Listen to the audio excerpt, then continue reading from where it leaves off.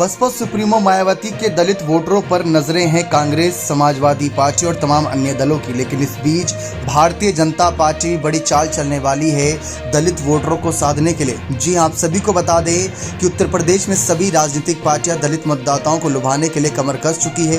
करीब 21% दलित आबादी के साथ देश के दूसरे सबसे बड़े दलित वोट बैंक वाले सूबे में 18 सीटें शेड्यूल्ड कास्ट के लिए सुरक्षित है। ये आंकड़ा बीजेपी के यूपी में मिशन 80 को हासिल करने के लिए काफी अहम हो जाता है। यही वजह है कि बिहार की राजनीति में लगभग हादसे पर पहुंच गए चिराग पासवान अब यूपी की राजनीति में सक्रिय नजर आएंगे।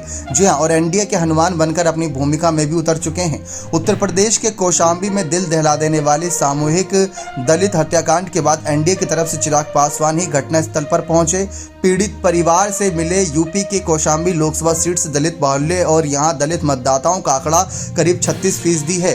देश के सबसे ज्यादा लोकसभा सीटों वाले राज्य यूपी में दलित वोटर बसपा का कोर वोटर है।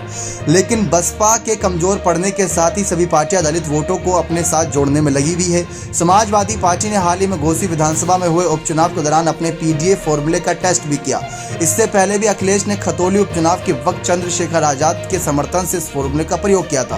बीजेपी ने पिछले कुछ समय से सूबे में गैर जाटव दलित वोटों का अपने साथ जोड़ने में सफलता हासिल की और अब वहां इस नंबर को बढ़ाना चाहती है।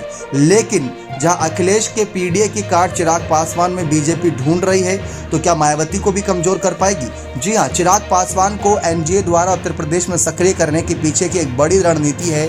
दरअसल मायावती और चंद्रशेखर आजाद दोनों ही दलित बिरादरी से आते हैं और इनके बीच अच्छी पकड़ रखते हैं। ऐसे में चिराग पासवान के जरिए एनडीए गठबंधन यहां गैर जाटव दलित समाज को टारगेट कर रही है। बीजेपी की ओर से अखिलेश यादव के पीडीए फॉर्मूले की काट के तौर पर यह खास रणनीति अपनाई गई है। सपा को घोसी के चुनाव में दलित वोटर के जरिए मिली सफलता ने बीजेपी खेमे में टेंशन बढ़ा दी है। इसलिए भी बीजेपी अखिलेश यादव के पीडीए फॉर्मूले की काट चिराग के सहारे तलाश रही है। इसलिए कौशाम्बी की घटना के बाद बीजेपी ने सपा और कांग्रेस से पहले चिराग के नेतृत्व में अपना प्रतिनिधि मंडल भेजने का फैसला किया था। दरअसल यूपी में चिराग को सक्रिय करने की बीजेपी की रणनीति को एक और आंकड़े के जरिए समझा जा सकता है। जैसे बीते चुनावों में मायावती की जाटव वोट पर पकड़ कमजोर होती चली गई। मायावती को 2017 के विधानसभा चुनाव में करीब 87% जाटव वोट मिले थे, लेकिन बीते विधानसभा चुनाव में करीब 65% जाटव वोट ही उनको मिले। राजनीतिक विशेषज्ञ बताते हैं कि मायावती को बीते चुनाव में दलित वोट 12.8 वोट में से करीब 8 से 9% वोट जाटव वोट है। इससे समझा जा सकता है कि जाटव के अलावा दलित समाज के अन्य वोटर्स मायावती की सक्रियता कम होने के कारण बसपा का साथ छोड़ रहे हैं। इन्हीं वोटर्स को साधने के लिए बीजेपी रणनीति बना रही है। उत्तर प्रदेश में दलित समाज के अंदर गैर जाटव उपजातियों की संख्या 60 से ज्यादा है। बीजेपी की रणनीति है कि बसपा का साथ छोड़कर आने वाले इस वोटर को समय रहते साध लिया जाए। उत्तर प्रदेश में करीब 55% दलित वोटर जाटव बिरादरी से आते हैं, जो बसपा का कोर वोटर रहा। बाकी के गैर जाटव वोटर बीजेपी ने पिछले लोकसभा और विधानसभा चुनावों में अपनी ओर करने में सफलता हासिल की है। चिराग पासवान भी गैर जाटव समुदाय से आते हैं। उनके पिता और लोक जनशक्ति पार्टी के संस्थापक रहे रामविलास पासवान भी अपनी राजनीति के शिखर में भी कभी यूपी में इतने एक्टिव नहीं रहे जितना फिलहाल चिराग पासवान दिख रही हैं। चिराग पासवान ने कौशाम्बी में पीड़ित परिवार से मुलाकात की। चिराग पासवान से उनके कौशाम्बी दौरे को लेकर जब सवाल किया गया तो उन्होंने कहा कि मैं एक परिवार के सदस्य के रूप में वहां गया था। मेरे समाज के साथियों के साथ जिस तरह से अक्षम्य अपराध किया गया, मैं इसे अक्षम्य इसलिए बोल रहा हूं क्योंकि उसमें एक गर्भवती महिला भी थी जिसकी हत्या कर दी गई थी। चिराग पासवान ने कहा था कि सोचिए जिसके गर्भ में 5 या 6 महीने का बच्चा हो और उसकी हत्या कर दी जाए तो इससे ज्यादा जघन्य अपराध और नहीं हो सकता। ऐसे में एक परिवार के सदस्य के नाते वहां उन्हें ये विश्वास दिलाने गया था कि उनकी इस लड़ाई में उनके साथ खड़ा हूं। मैंने हर संभव प्रयास किया कि मैं पीड़ित परिवार को न्याय दिलाऊं। एनडीए सांसद ने कहा कि मैंने वहां पर डीएम से भी मुलाकात की थी। मैंने वहां के मुख्यमंत्री जी के पत्र के माध्यम से पूरी जानकारी दी थी। मैंने गृह सचिव और डीजीपी को भी पूरे मामले की जानकारी दी है। मैं उम्मीद करता हूँ कि फास्ट ट्रैक कोर्ट में इसकी जाँच तुरंत होगी। चिराग के बयान से स्पष्ट था कि आने वाले समय में वो फिर से वहाँ जा सकते हैं। लेकिन आपको बता दें कि बीजेपी इसी मुहिम में है कि कैसे न कैसे बीजेपी अपने साथ दलित वोटर्स को जोड़ सके।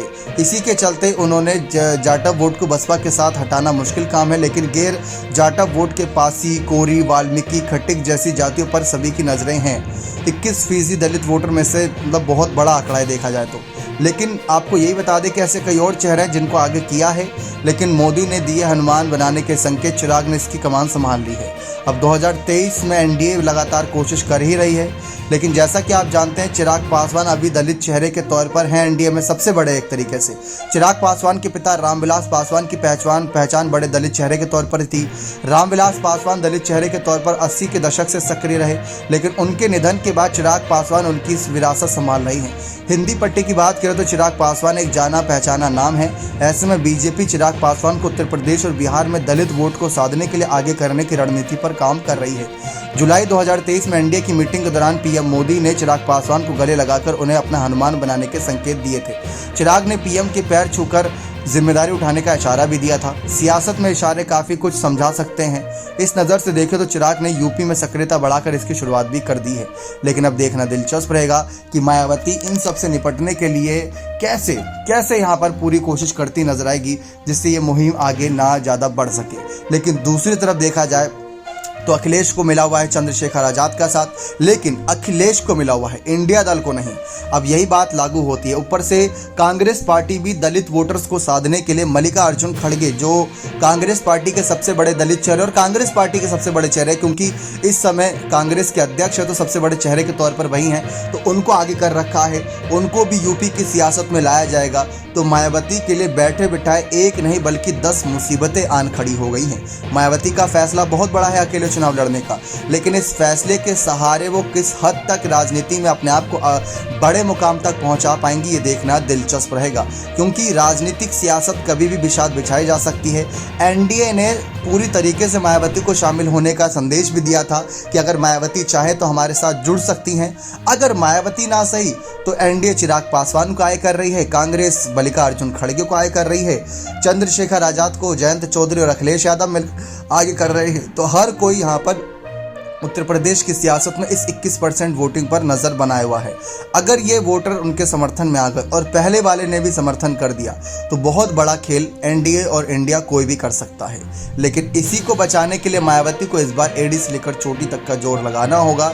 एड़ी चोटी का जोर लगाने के बाद ही पता चलेगा कि किस तरीके से मायावती इन सबको अपने साथ लेकर चलती हैं।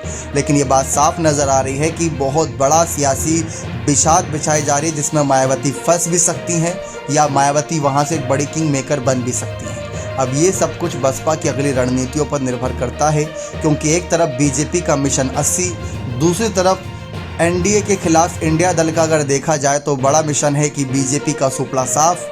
अब इसमें बसपा कहाँ रहेगी, क्या दिखेगी, कितना करेगी, कितनी सीट पाएगी, ये तो आने वाला समय ही बताएगा। आपको क्या लगता है कि क्या मायावती अपने वोटर्स को साथ पाने में दोबारा कामयाब होंगी? क्या मायावती पर वही भरोसा मायावती के वोटर्स जताएंगे, या इस बार ये वोट बैंक खिसकता नजर आएगा? क्योंकि चेहरे भी काफ़ी बड़े और जाने पहचाने उतार दिए हैं एनडीए और इंडिया ने। अपनी राय कमेंट सेक्शन में जरूर रखिएगा। बहुत बहुत धन्यवाद।